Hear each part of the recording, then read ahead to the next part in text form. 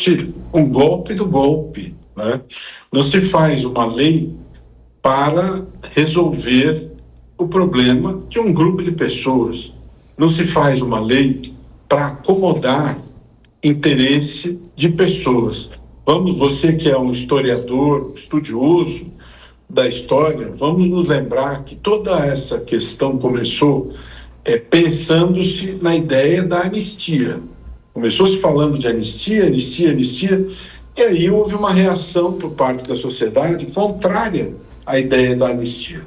Como houve esta reação contrária, como a ideia da anistia não vingou, como a sociedade reagiu negativamente à anistia, então é como se este PL da dosimetria tivesse sido uma espécie de meio termo. Vamos ficar com o meio termo é o meio do caminho, isso vai funcionar, isso vai dar certo, como se fosse uma espécie de justiça salomônica, né? Este meio termo acaba passando, acaba sendo aceito. Mas não é plausível esse tipo de barganha, esse tipo de situação é verdadeiramente absurda, né? Porque não se pode fazer esse tipo de negociata com interesse público, né? Vamos observar uma outra questão. Ziblatt e Levitsky escreveram esta obra tão festejada e lida no mundo todo, Como as Democracias Morrem, e eles nos explicam o seguinte: não existe mais aquela figura toda romantizada dos golpes com tanques e fuzis, porque muita gente veio dizer, que tipo de golpe é esse? Que não houve tanque algum nas ruas, que não houve fuzil algum nas ruas.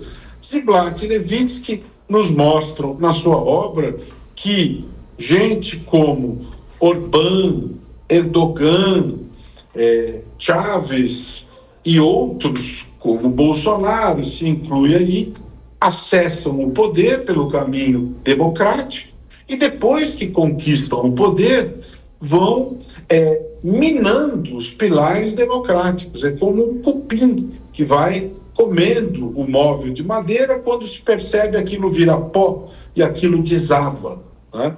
Então, é muito fácil criar estas narrativas. Coitadinha da Débora do Batom, ela deu pintou ali uma escultura, aquilo não é grave.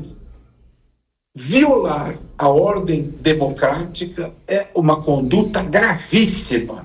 Violar a ordem democrática é gravíssimo. Isso gera uma fratura social de dificílima recomposição e qualquer tipo de narrativa diferente disso é história que se quer criar para suavizar, se mascarar a realidade dos fatos. Essa é que é a verdade das coisas.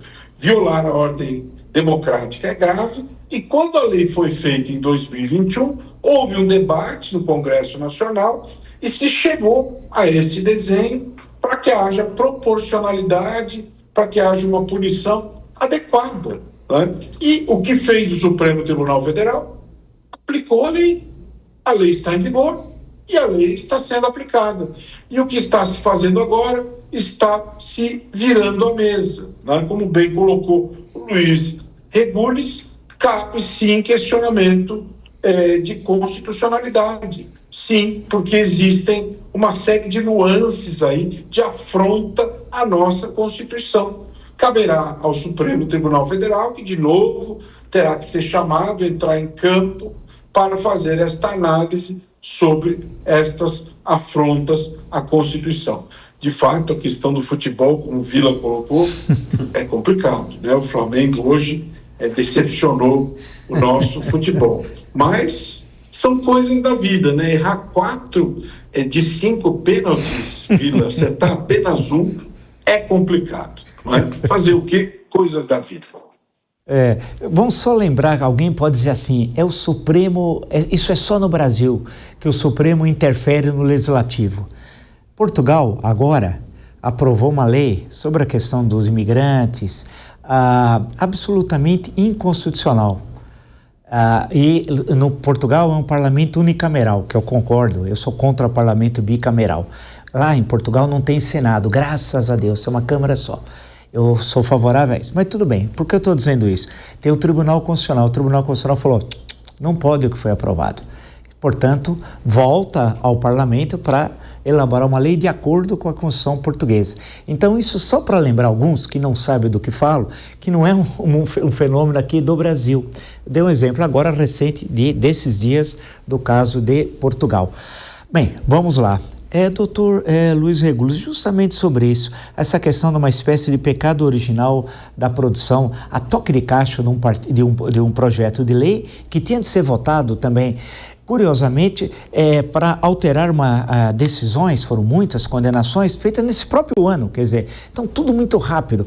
Parece que é um esquema que não poderia ter condenação com aquelas penas, se fosse penas menores, podia até ser administrada e tal. E aí se faz, portanto, um projeto de lei na Câmara dos Deputados, aí foi bem historiado essa questão, vocês bem colocaram, primeiro falaram em anistia, e buscaram então uma solução intermediária, que não é ter nada, nem anistia, buscar uma solução que seria a tal de dosimetria. Eu pergunto ao senhor justamente sobre isso, esse oportunismo legislativo, de aprovar a toque de caixa, e também tem de aprovar essa semana, porque a partir da semana que vem não temos, só vai reabrir o Congresso em fevereiro. Ele poderia ter uma convocação extraordinária, mas não é o caso, né?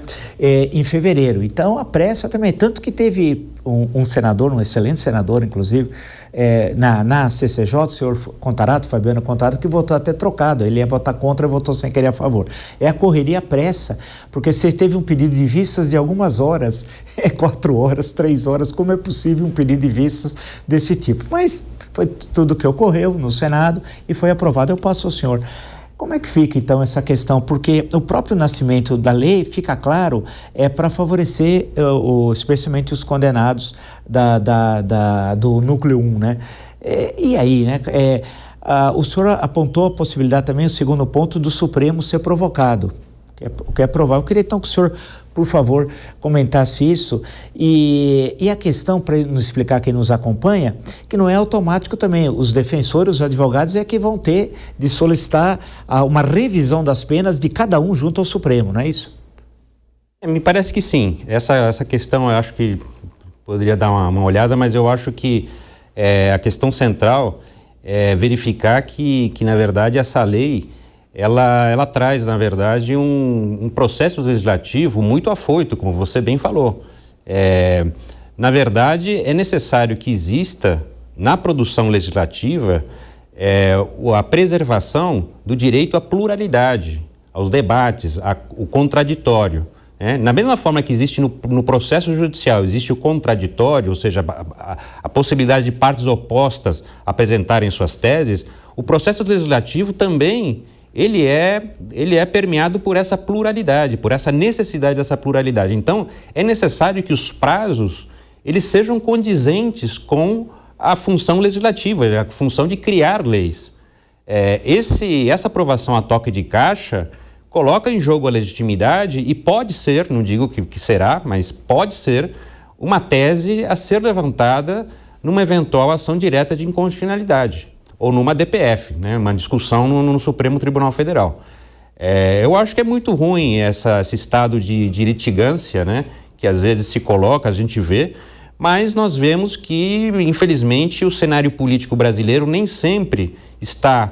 Ele se desenvolve de maneira condizente com a Constituição Federal, então isso faz com que alguns atores eles recorram ao STF justamente para que se faça um freio de arrumação, né? Então isso é bastante comum. Agora, nós temos que colocar a bola no chão, ver direitinho quais são os efeitos dessa aprovação agora do Congresso, né, do Senado, e aí, à medida que a sociedade civil esteja já incorporando essa mudança legislativa, estudar que tipo de medidas aí podem ser tomadas. Eu acho que sou dessa tese.